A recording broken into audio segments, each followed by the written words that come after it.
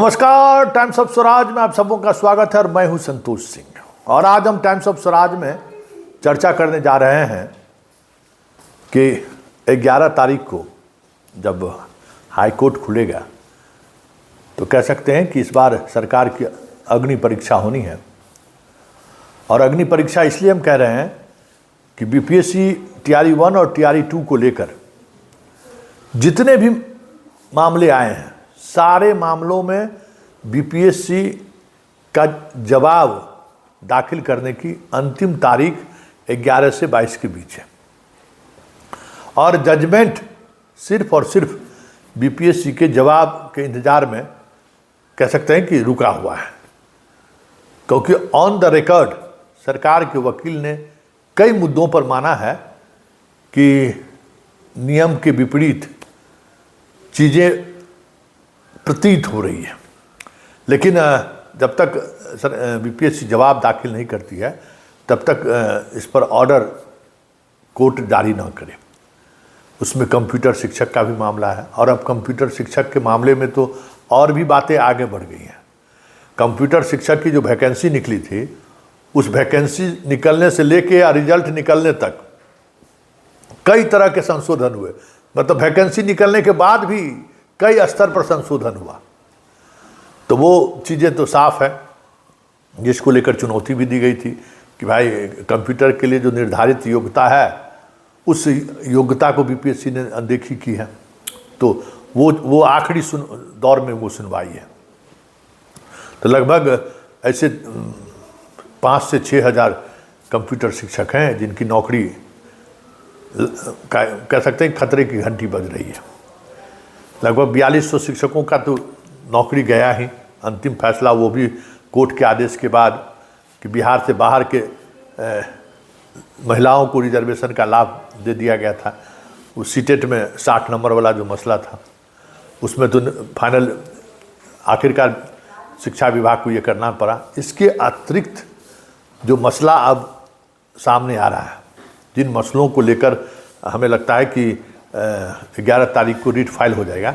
एक तो नियोजित शिक्षकों का जो विशिष्ट शिक्षक बनने के बाद जो ट्रांसफ़र पोस्टिंग को लेकर है, यूनियन ने जिस दिन जारी हुई नोटिफिकेशन जारी हुई, उसी दिन प्रोटेस्ट लेटर हाई कोर्ट के उस फैसले के आलोक में उसकी कॉपी लगाते हुए प्रोटेस्ट लेटर शिक्षक संघ ने दाखिल कर दिया है। और हमें लगता है कि 11 तारीख तक ये लोग इंतजार करेंगे और 12 तारीख को वो भी एक मुकदमा फाइल हो जाएगा। और उस मुकदमे में हमें लगता है कि ज़्यादा दिनों तक सुनवाई नहीं होगी, क्योंकि ऑलरेडी उस मामले में सरकार खुद अपने हलफनामा में उन इस बातों को स्वीकार कर चुका है कि कोई मैंडेटरी नहीं है, बाध्यकारी नहीं है, वो चाहे तो नहीं भी जा सकते हैं। तो ऐसे शिक्षक जो इस तबादले नीति से कहीं न कहीं आहत हैं या इस तबादले नीति की वजह से परेशान हैं, उनको एक रास्ता मिल जाएगा।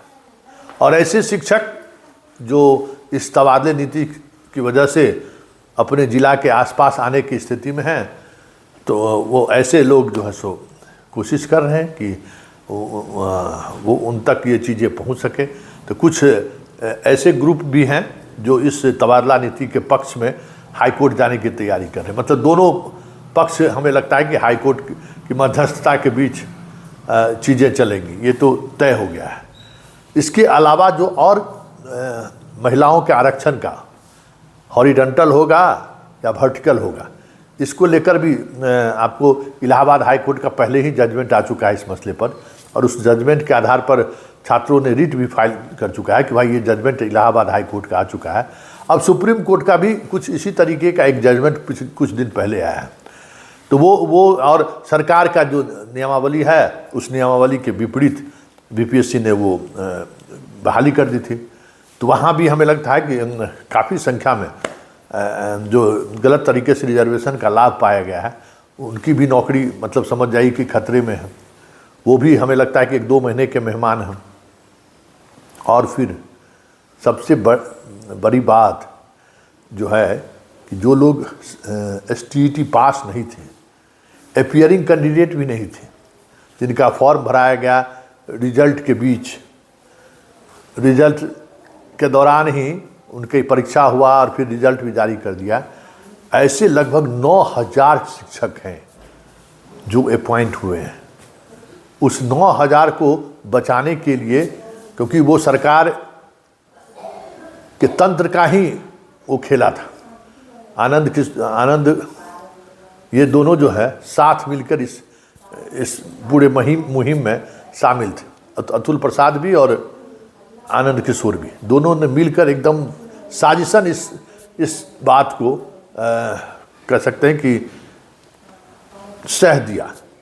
तो वो लगभग 9000 शिक्षकों का, और अगर सुप्रीम कोर्ट के कल की जजमेंट की अगर बात कर लें और उस जजमेंट पर अगर बात आगे बढ़ी तो फिर भाषाई वाले TRE 2 वाले के तो कई लोगों की नौकरी जाएगी, और उसके बाद TRE 1 का भी मसला उठेगा। मतलब BPSC से जो हाल के दिनों में जो शिक्षकों की बहाली हुई वो मुद्दा, और उसके अलावा सक्षमता पास करने वाले शिक्षकों जो विशेष शिक्षक बनने वाले हैं उनको लेकर जो निर्णय लिया गया है विभाग के द्वारा, ये दोनों मुद्दे हमें लगता है कि एक महीने के अंदर बड़ा फैसला हो सकता है इस दोनों मुद्दे में।